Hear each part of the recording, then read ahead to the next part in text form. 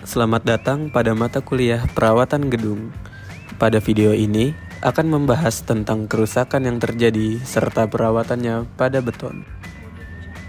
Dalam video ini, kita akan memahami apa saja kerusakan yang dapat terjadi pada beton dan metode perbaikannya. Kerusakan pada beton kerap ditemui pada elemen-elemen struktural seperti kolom, balok, pelat, dan dinding beton.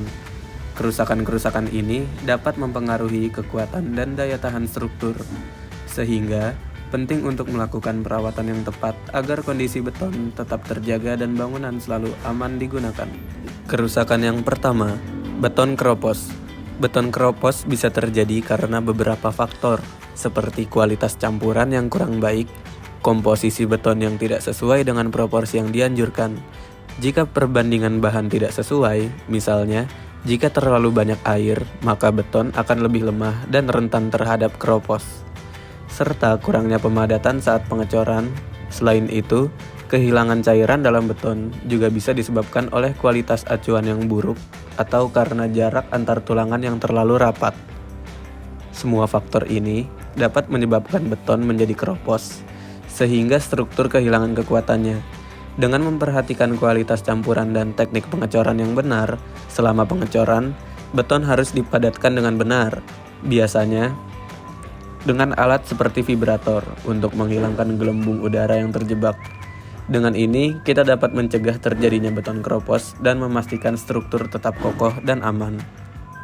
Kedua, beton rembes. Rembesan pada beton dapat dikenali melalui perubahan warna pada permukaannya. Tanda-tanda yang biasanya muncul antara lain warna hijau yang disebabkan oleh lumut yang tumbuh, serta warna putih berkerak yang menunjukkan adanya larutan kapur dari semen yang merembes keluar. Selain itu, area yang tampak basah secara terus-menerus juga menjadi indikasi rembesan. Mengenali tanda-tanda ini sejak dini penting untuk mencegah kerusakan lebih lanjut dan menjaga ketahanan struktur beton. Ketiga, beton retak.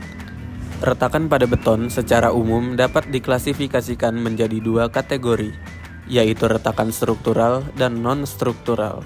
Retakan struktural biasanya muncul akibat beban yang melebihi kapasitas yang dirancang, seperti kolom terlalu banyak beban dan balok yang tidak memadai sehingga dapat mempengaruhi kekuatan keseluruhan bangunan.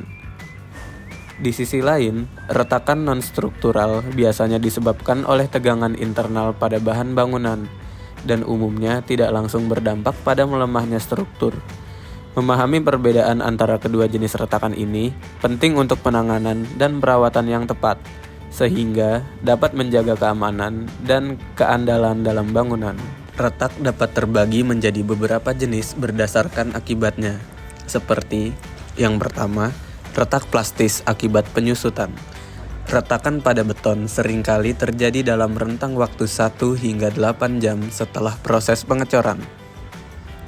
Fenomena ini disebabkan oleh cepatnya kehilangan air dari beton akibat beberapa faktor, seperti suhu, kelembaban, kecepatan angin, dan kondisi udara di sekitarnya. Ketika beton kehilangan air dengan cepat, permukaan beton akan mengalami penyusutan akibat tekanan dari beton yang masih basah di bawah lapisan permukaan yang mengering.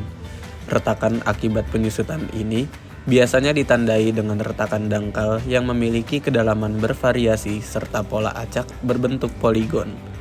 Oleh karena itu, plastis di sini menunjukkan bahwa retakan terjadi sebelum beton sepenuhnya mengeras dan mencapai kekuatan maksimum.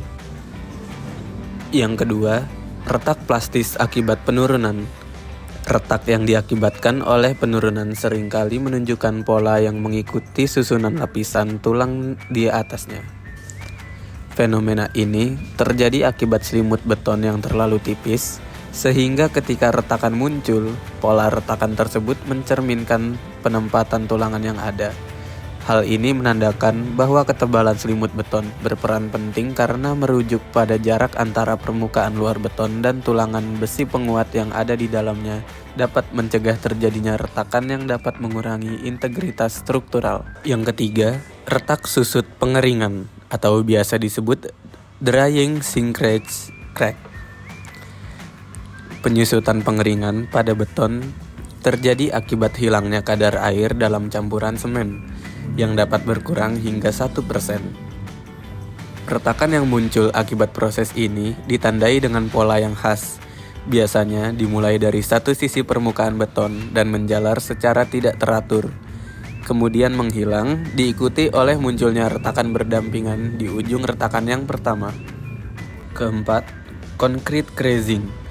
Concrete crazing adalah fenomena yang ditandai oleh munculnya jaringan retakan halus yang acak di permukaan beton, yang biasanya terjadi akibat penyusutan pada lapisan permukaan. Retakan ini umumnya memiliki ukuran tidak lebih dari 3 mm. Meskipun tidak memengaruhi kekuatan struktural secara signifikan, keberadaan crazing dapat mempengaruhi penampilan estetika beton. Thermal cracking seringkali disebabkan oleh perbedaan temperatur antara sisi luar dan dalam beton. Ketika suhu di kedua sisi berbeda, hal ini dapat menyebabkan tegangan yang signifikan dalam material, sehingga mengakibatkan munculnya retakan. Memahami penyebab retakan ini penting untuk merancang struktur yang lebih baik dan mencegah kerusakan akibat perubahan temperatur, sehingga memastikan keawetan dan ketahanan bangunan. Keenam, retak akibat reaksi kimia. Beton dapat mengalami retakan seiring berjalannya waktu akibat reaksi yang berlangsung perlahan antara agregat yang mengandung silika aktif dan basa yang berasal dari hidrasi, semen, serta bahan tambahan. Sumber-sumber eksternal seperti air pengawet, air tanah, dan alkali yang digunakan pada permukaan beton sering juga dapat berkontribusi pada proses ini. Memahami mekanisme reaksi ini sangat penting untuk mengambil langkah pencegahan yang tepat, sehingga kualitas dan daya tahan beton tetap terjaga sepanjang masa. Setelah memahami berbagai jenis retakan yang dapat terjadi pada beton dan penyebabnya, bagaimana menurut Anda? Langkah-langkah apa yang dapat diambil untuk mencegah atau meminimalkan terjadinya setiap jenis retakan yang telah dijelaskan? Misalnya, bagaimana Anda mengatasi retak plastis akibat penyusutan atau retak akibat perbedaan temperatur dalam proyek konstruksi? Terakhir, voids atau honeycomb. Void atau sarang lebah adalah rongga berbentuk lubang-lubang yang memiliki ukuran relatif dalam dan lebar pada permukaan beton.